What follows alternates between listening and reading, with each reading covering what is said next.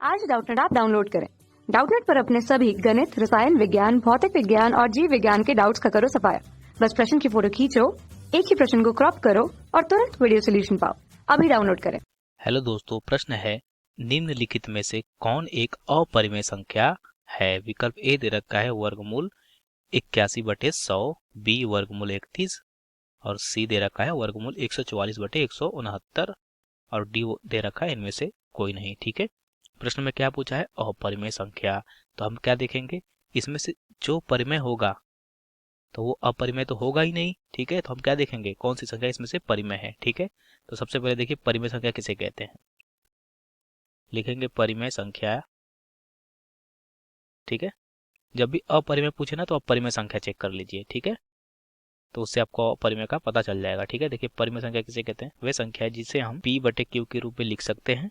ठीक है, और p और q ये क्या होते हैं, दोनों पूर्णांक होते हैं।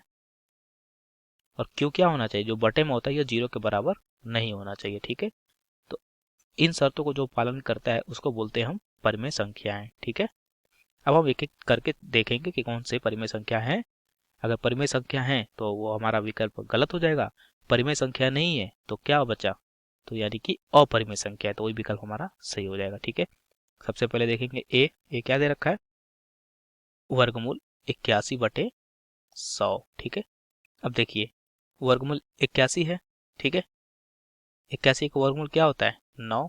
ठीक है, और 100 का वर्गमूल होता है 10। ठीक है, अब देखिए ये p/q के रूप में है और दोनों भी पूर्णांक है, 9 भी पूर्णांक है, 10 भी पूर्णांक है और ये q 0 के बराबर नहीं है। ठीक है, यानी कि 10 क्या है, 10 0 के बराबर होता है क्या, नहीं। ठीक है, मतलब ये हमारा परिमेय संख्या का पालन कर रहा है।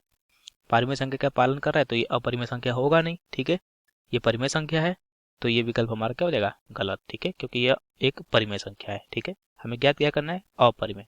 अब देखिए ये है वर्गमूल 31। ठीक है, क्या है, वर्गमूल 31। ठीक है, अगर हम वर्गमूल में से निकाले इस 31 को तो ये नहीं निकलेगा, अगर निकलेगा अभी तो दशमलव में उत्तर आएगा। ठीक है, दशमलव आएगा मतलब यह एक पूर्णांक नहीं होगा। ठीक है, यह एक पूर्णांक नहीं होगा।